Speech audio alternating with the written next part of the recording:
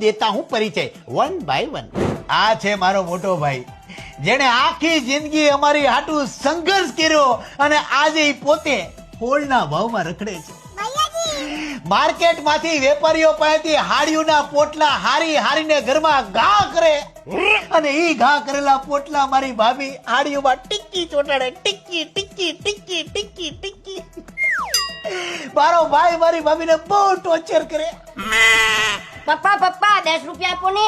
હા ભલની ઘડી હવે આ છે મારા મોટા ભાઈની પરજા જીતુ સડેલો, જીતુ જમના દાસ। યા મેન। આલો બીજો પરિચય આપો। બોલો બોલો બોલો બોલો બોલો આ મારો નાનો ભાઈ doctor Yogesh. Mind your language doctor Yogesh.